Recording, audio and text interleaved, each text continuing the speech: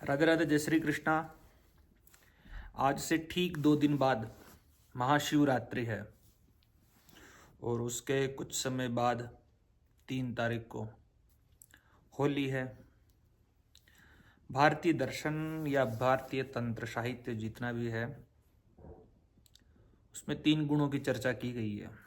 सत्व, रजस, तमस। सत्व, रज, तम, ये जो तीनों गुण हैं इनकी प्रधान रात्रियां भी होती है। उनमें से ये जो महाशिवरात्रि है वह सत्व गुण को लेकर के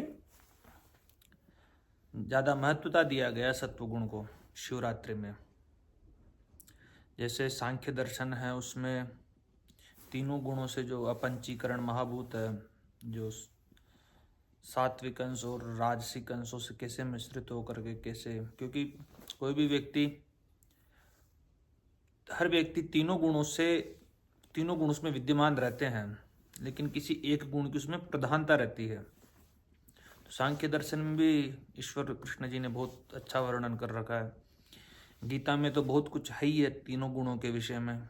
कहते हैं ना कृष्ण भगवान, नैस्त्रिगुण्यो भवार्जुन, कि तुम तीनों गुणों से परे बनो। वही योग की बात हो गई। योग में चित्त की 5 भूमियाँ हैं। एक तो मूढ़, ये मूढ़ जो होती है यह तमस प्रधान है।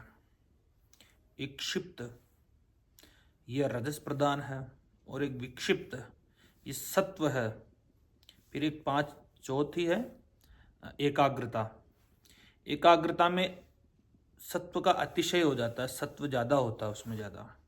फिर एक निरुद्ध जो अवस्था है, यह तीनों मतलब कि जो निरुद्ध जो है इसमें तीनों गुण समाप्त हो जाते हैं। नैस्त्रिगुण्यो भवार्जुन, मतलब कि त्रिगुणातीत है, निर्गुण है। तो शिवरात्रि आ रही है, मैं विषय में वापस प्रवेश करता हूँ। शिवरात्रि सत्व प्रधान है। 4 प्रहर की रात्रि को पूजन होता है।